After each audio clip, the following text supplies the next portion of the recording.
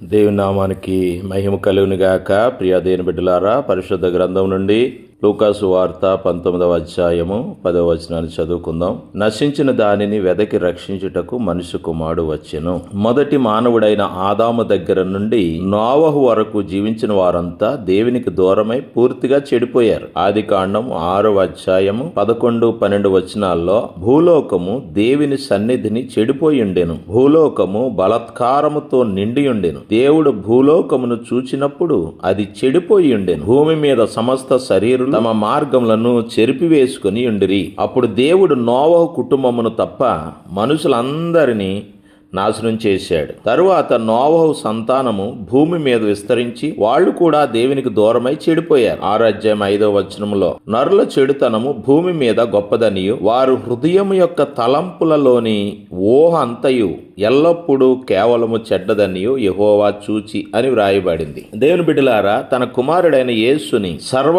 మానవాళి పాపములకు పరిహారముగా బలి ఇవ్వడానికి భూమి మీదకు పంపాలని నిశ్చయించాడు. యేసుక్రీస్తు ద్వారానే రక్షణ దొరుకుతుందని నమ్మి ఆయనను వెంబడించే వారిని క్రైస్తవులు అంటారు. ఈ లోకంలో పేరు ప్రఖ్యాతలు పొందిన వారిని చాలా మంది అనుసరిస్తూ ఉంటారు. వారు చెప్పినట్లు నడుచుకోవడం, వారి వేషధారణ కలిగి వారు చేసిన పనులు చేయటం లాంటివి చేస్తారు. కొంతమంది వారి ఫోటోలు కూడా పెట్టుకొని దేవుళ్ళుగా పూజలు కూడా చేస్తుంటారు. వారిని అనుసరించే వాళ్ళు వారి బోధలను, వేషధారణను తూచా తప్పకుండా పాటిస్తూ ఉంటారు. అయితే క్రీస్తును వెంబడించే క్రైస్తవులు మాత్రం ఆయనను నమ్ముతారు, దేవునిగా ఆరాధిస్తారే తప్ప ఆయన బోధలను, ఆయన చూపించిన మార్గమును మాత్రం అనుసరించరు. యేసుక్రీస్తు దేవుని కుమారుడు కదా, ఆయన చేసిన కార్యములు మనం ఎలాగా చేస్తామని అనుకోవచ్చు. పరిశుద్ధ గ్రంథములో యోహాను సువార్త 14వ అధ్యాయం 12వ వచనములో నేను చేయు క్రియలు నాయందు విశ్వాసముంచి వాడును చేయును, వాటికంటే మరి గొప్పవియు అతడు చేయునని మీతో నిశ్చయముగా చెప్పుచున్నాను.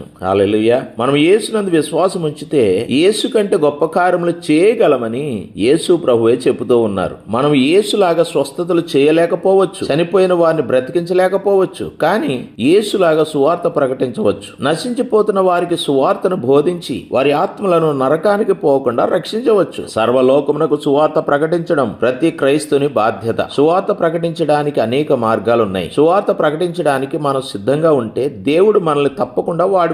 మన సామర్థ్యాన్ని బట్టి దేవుడు మనకి ఆయన పని అప్పగిస్తాడు. యేసులాగా నశించిన దానిని వెదకి రక్షించడం మనందరి కర్తవ్యం. ప్రియ దేవుని బిడ్డ, మనం ఆ పని చేయలేకపోతున్నామంటే మనకు ఆయన యందు విశ్వాసం లేకపోవడమే కారణం. ఒకవేళ నీవు క్రీస్తును విశ్వసిస్తున్నట్లయితే నశించిపోతున్న వారికి నీవు సువార్త ప్రకటించడానికి సిద్ధమా? ఒకసారి ఆలోచన చేసుకుని సరి చేసుకుందాం. నా ప్రభువా, ఈ లోకంలో మేము జీవించినంత కాలం నశించిపోవచ్చున్న వారిని వెదకి వారికి నీ సువార్తను ప్రకటించి వారిని రక్షించే భాగ్యం మాకు అనుగ్రహించు ప్రభువా అని దేవుని సన్నిధిలో ప్రార్థన చేస్తూ ఎంతవరకు నీ సామర్థ్యము కొలది దేవుని మాటలు ఇతరులకు ప్రకటించి నశించిన ఆత్మలను ప్రభు దగ్గరకు నడిపించడానికి ప్రయత్నం చేద్దాం. ప్రభు కృప మీకు తోడైండును గాక. ఆమేన్.